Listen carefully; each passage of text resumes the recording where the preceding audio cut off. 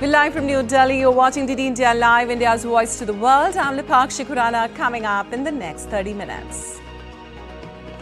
Prime Minister Narendra Modi will attend the second Asia-Pacific Civil Aviation Ministers' Conference to proclaim the adoption of the Delhi Declaration, a visionary roadmap to elevate region's aviation sector to new heights.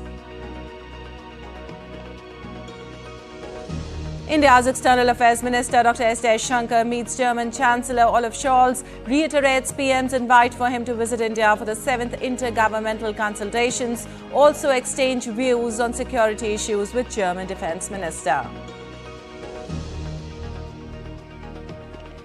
US and British foreign ministers unveil new support for Ukraine. No immediate breakthrough on long-range weapons. Zelensky to travel to the US soon to push plan on ending war. Hurricane Francine loses strength after making landfall in southern Louisiana. U.S. government, Louisiana and Mississippi declare state of emergency. Louisiana parishes issue evacuation orders. Curfew set.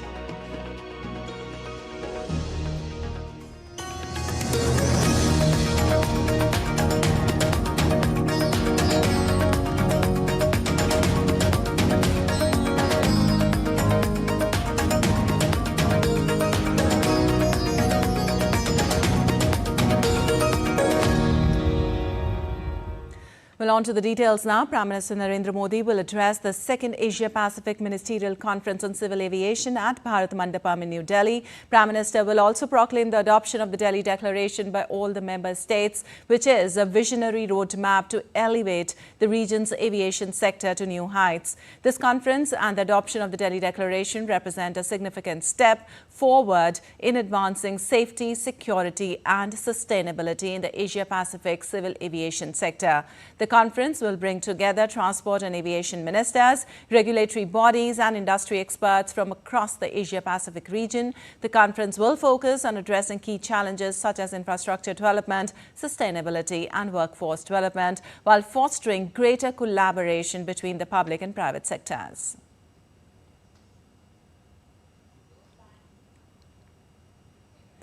And India's External Affairs Minister Dr. S. Jaishankar on Wednesday called on German Chancellor Olaf Scholz in Berlin and conveyed Prime Minister Narendra Modi's personal greetings to him. Sharing a post on social media platform X about his meeting Scholz on Wednesday, Dr. Jaishankar wrote, and I quote, "Honored to meet Federal Chancellor Olaf Scholz in Berlin today, conveyed the personal greetings of PM Modi.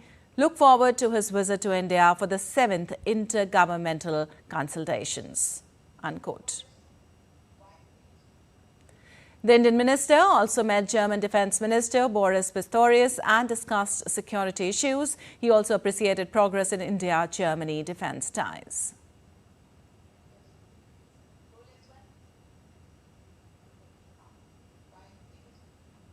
Well, External Affairs Minister also had an in-depth exchange with Jens Plotner, Security and Foreign Policy Advisor to the Federal Chancellor. Their conversation focused on preparations for the intergovernmental consultations and significant strategic developments.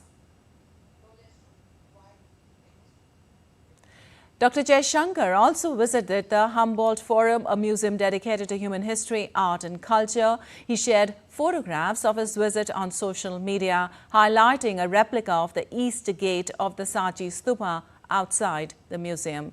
He wrote on social media, and I quote, "The replica of the east gate of the Sachi Stupa stands outside the Humboldt Forum, a representation of India's rich heritage in the heart of Berlin." Unquote.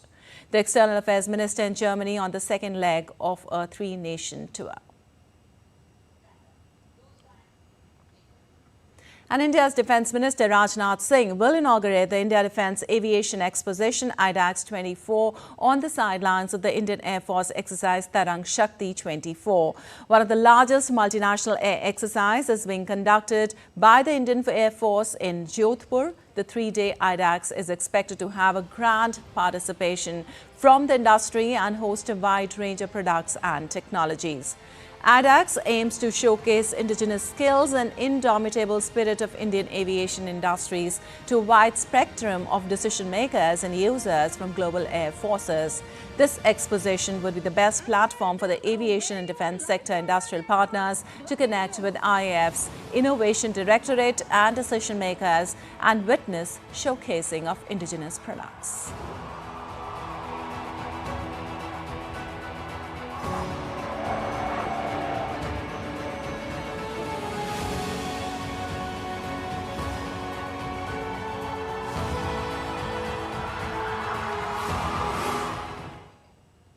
And in a move to benefit 4.5 crore families, India's Union Cabinet on Wednesday approved health coverage to all senior citizens of the age 70 years and above, irrespective of income, under Ayushman Bharat Pradhan Mantri Jan Arogya Yojana. The scheme will benefit 4.5 crore families, with 6 crore senior citizens with 500,000 rupees free health insurance cover on an annual basis. Eligible senior citizens would be issued a new distinct card under the scheme. Senior citizens of the age 70 years and above who are already availing benefits of other public health insurance schemes may either choose the existing scheme or opt for ABPMJ.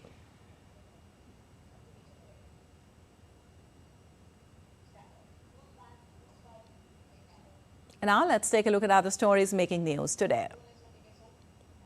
A suspected grenade blast occurred in Chandigarh in the northern Indian state of Punjab on Wednesday near a house reportedly owned by a non-resident Indian. The house owner claimed that 2 individuals in an auto rickshaw hurled a grenade at the property. The Chandigarh police, alongside forensic experts from the Central Forensic Science Laboratory, arrived at the scene to collect evidence and determine the nature of the explosive device.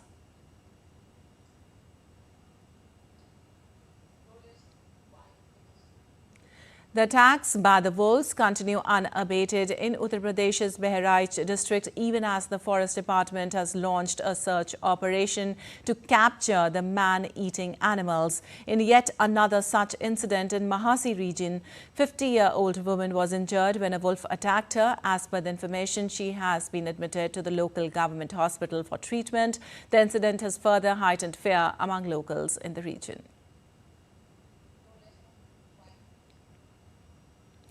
A fresh spell of rain lashed parts of the national capital and its adjoining areas. The moderate intensity rain brought the temperatures down. The downpour also caused waterlogging in some areas. IMD has issued an orange alert in the city for Thursday, predicting heavy rainfall in isolated patches and a dip in the maximum temperatures.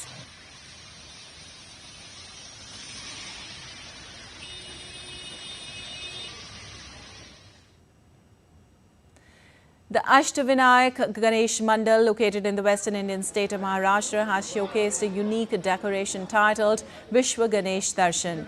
This display features 108 replicas of Lord Ganesha, each crafted from a variety of materials such as musical instruments, utensils, farm and carpentry tools, soft toys and more.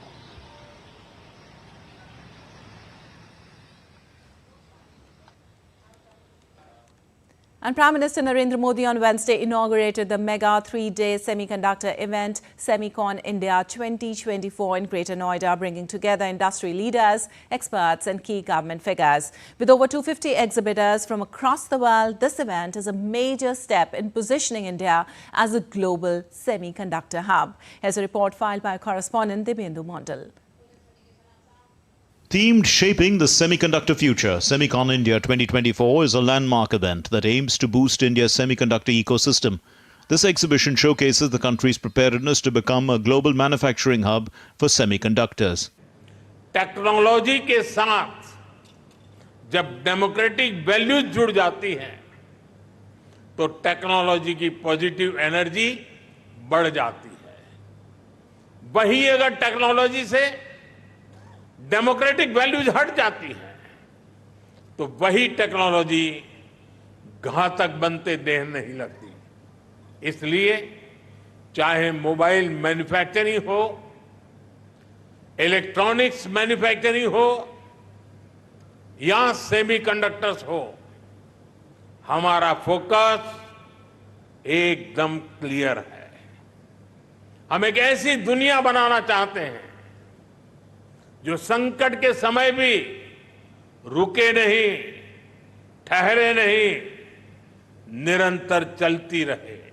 The exhibition on Wednesday was buzzing with people, visiting multiple pavilions set up by major global companies like Micron, Kynes, AMG, Tata Electronics.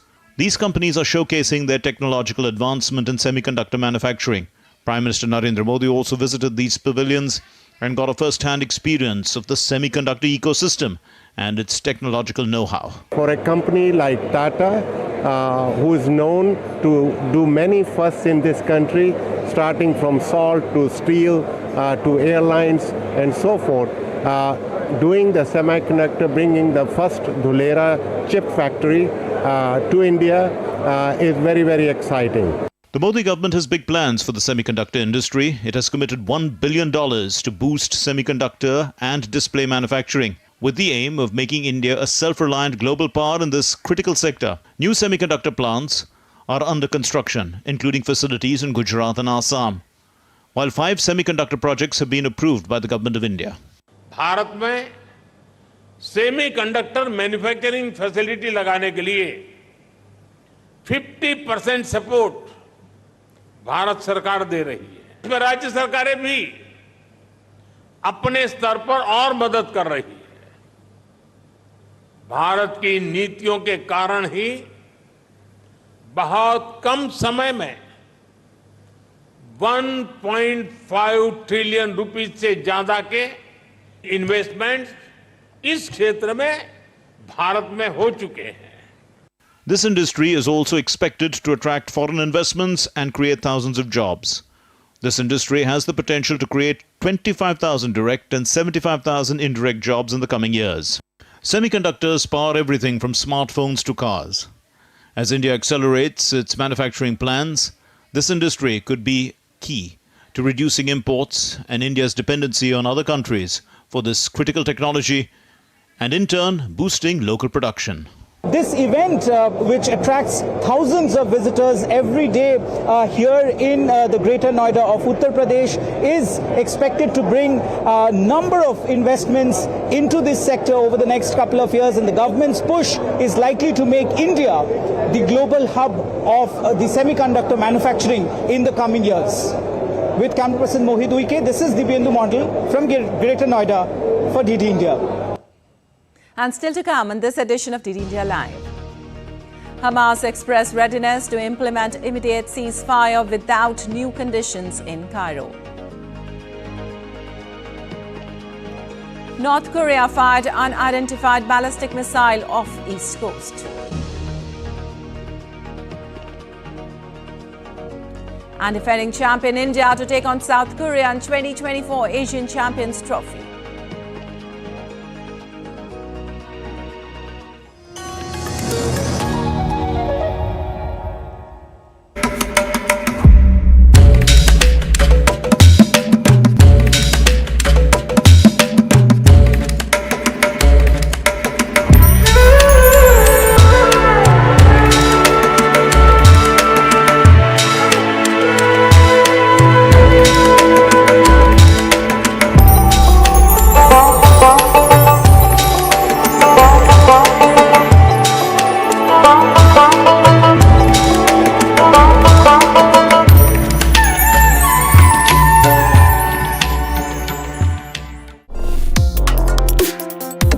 Complex issues, hidden agendas, twists and turns, strategic games.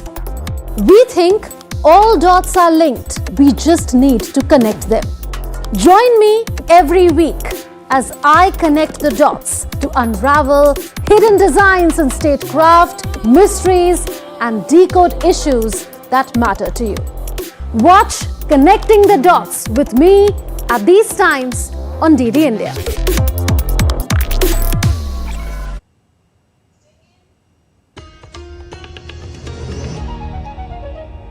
Welcome back. You're watching DD India Live. I'm Vipakshi Khurana, and moving on, U.S. Secretary of State Antony Blinken announced more than $700 million in aid for Ukraine during a visit to Kyiv at a critical juncture in Ukraine's struggle against Russia. At a news conference with Ukrainian Foreign Minister Andriy Sybiha and British Foreign Secretary David Lammy, Blinken unveiled new support but no breakthrough on the long-range strikes into Russia desperately sought by Ukraine. Lammy said Britain would also provide a further $781 million of support for Ukraine. Blinken has declined to say whether Washington would give permission, but said U.S. President Joe Biden would likely to discuss the use of long-range missiles with the UK Prime Minister Sir Keir Starmer at the White House on Friday. Blinken and Lammy met President Volodymyr Zelensky, who has repeatedly called for allies to loosen limits on the use of Western-supplied weapons and long-range missiles to limit Moscow's ability to launch attacks. The US and UK have not given Ukraine permission to use long-range missiles against targets inside Russia for fear of escalation. Blinken and Lammy are expected to push Ukraine for more information on its strategic aims as they consider whether to give the go-ahead.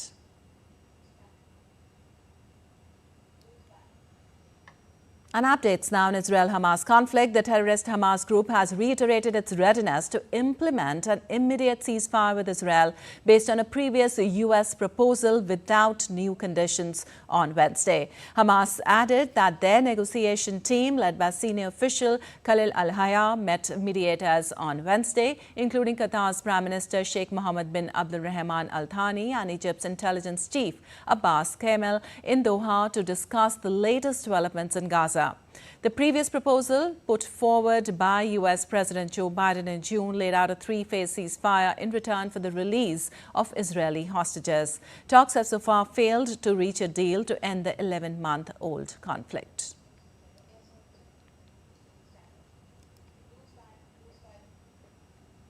And explosions and smoke was seen over Israel's northern border with Lebanon on Wednesday as the Israeli army said it struck several Hezbollah targets in the neighboring country. The Israeli military added approximately 30 projectiles crossed from Lebanese territory into northern Israel, falling into an open area without any injuries. There have been daily exchanges of fire between Israel and Hezbollah since the conflict. Israeli leaders have said they would prefer to resolve the conflict through an agreement that would push Iran-backed Hezbollah away from the border.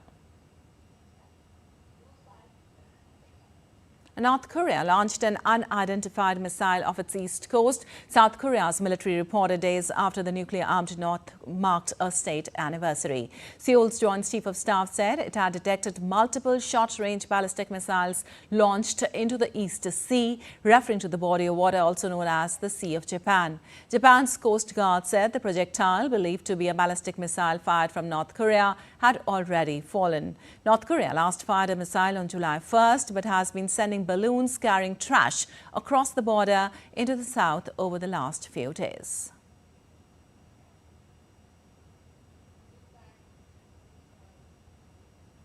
And Hurricane Francine struck the Louisiana coast on Thursday morning as a dangerous Category 2 storm that rapidly knocked out electricity to thousands and threatened widespread flooding. The storm lost some of its strength after it made landfall and it has weakened to a Category 1 hurricane. However, its very dangerous winds are still capable of producing damage, and the whole of Gulf Coast in Louisiana and Mississippi was under a warning for storm surge.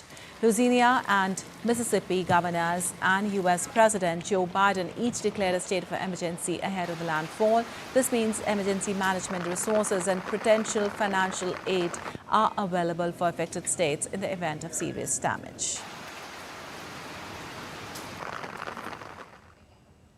And meanwhile, in the western U.S. state of California, continue to battle three wildfires surrounding Los Angeles. The bridge fire is one of three out-of-control blazes. Western U.S. state of California continue to battle three wildfires surrounding Los Angeles. The bridge fire is one of three out-of-control blazes that have erupted around the United States' second biggest city, fueled by heat wave and fanned by gusting winds. The wildfires have torched dozens of mountain homes and has forced thousands to evacuate in towns and cities. Thousands of firefighters with support from the U.S. National Guard are battling to slow the spread of fires. Governor Gavin Newsom declared a state of emergency and said he had secured federal funds to fight the fires.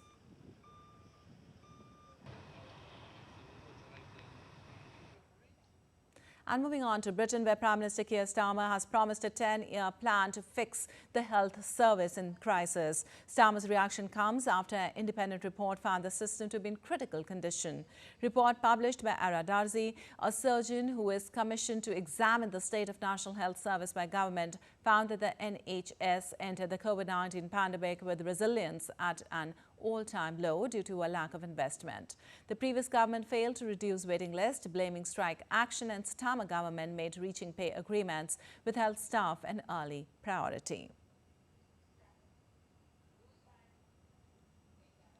And Argentine protesters clashed with the police outside the country's Congress after lower house lawmakers voted to block a planned hike to pensions opposed by President Javier Milei. The Chamber of Deputies voted 153 in favor of the pension hike with 87 against it, falling short of the two-thirds needed to approve the bill. President Milei had previously vetoed it, saying that it put the country's plan for a fiscal balance at risk. As news of the vote spread, hundreds of people protested in central Buenos Aires and clashed with the security forces with riot gear in the streets. Argentina's government is pushing a tough austerity package of spending cuts to overturn years of fiscal deficits and tame high inflation.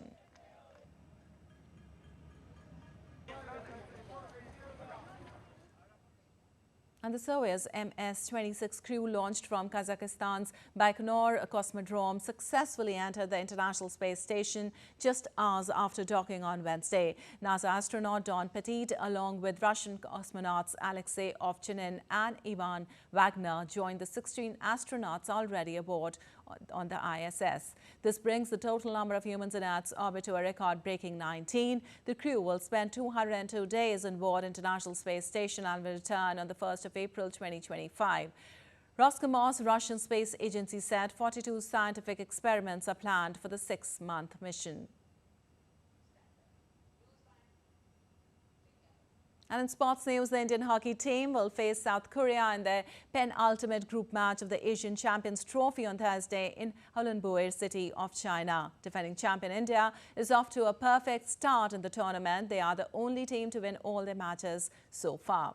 India defeated China 3-0 in the first match before dismantling Japan 5-1 in their second match and Malaysia 8-1 in the third match. The Harmanpreet Singh-led team now leads the points table with 9 points and have a foot in the semi-finals. India have been dominant in the tournament, scoring 16 goals and conceding to only 2. And the Asian Cricket Council announced the launch of the Women's Under-19 T20 Asia Cup with the aim to encourage growth of women's cricket across the globe.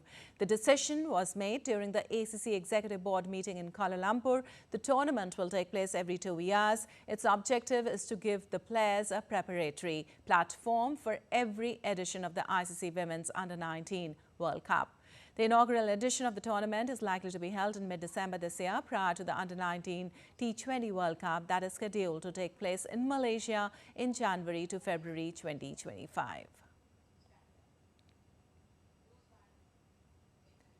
And India's single campaign came to an end at the Hong Kong Open 2024 badminton in Kowloon City of China. Priyanshu Rajawat and Kiran George, competing in the men's single event, lost their opening round matches. Rajawat lost to Japan's Takuma Oba, Yashi 21-9, 16-21, 21-9.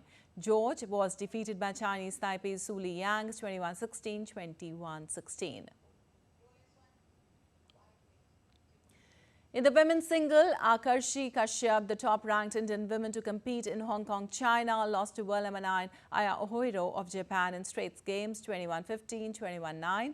Tanya Hemant also lost her opening round match in the mixed double event. Commonwealth Games medalist N.Siki Reddy and B. Sumit Reddy defeated fellow Indians Kona Tarun Sri Krishna Priya Kundarwali in the opening round 21-9, 21-10 to reach the round of 16. And Spain beat the Czech Republic 3-0 as they began the Davis Cup Finals group stage campaign with victory. Spain boasted Carlos Alcaraz in their ranks, but the world number 3 was given a scare against Czech Republic's Tomas Mačák. Alcaraz lost the first set tie break before winning the second set 6-1, at which point Mačák was forced to retire to hand Spain an unassailable 2-0 lead in Group B in Valencia. Earlier, Roberto Buesta Agut had beaten Jiri Lehenchka 7-6, 6-4 in the doubles. Carlos Alcaraz and Marcel Granollers had to come from behind to beat Jakub Mensik and Adam Pavlicic in a competitive dead rubber. Alcaraz sealed a 3-0 overall victory. And Georgian daredevil biker Giorgio Ghekeladze rode 33 kilometers on the surface of the water on his modified motorcycle. Ghekela dazzled and travelled the distance between two Georgian coastal towns of Kobaliti and Poti on the Black Sea.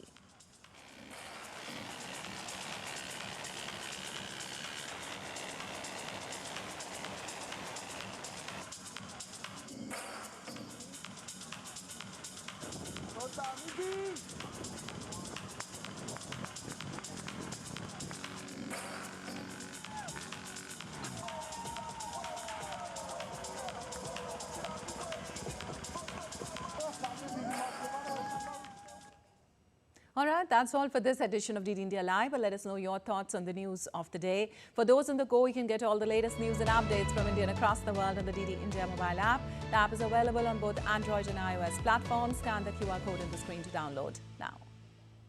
We'll be back with more news as it breaks here on DD India. I'm Vipakshi Khurana from all of us here in Delhi. Thanks for watching DD India Live.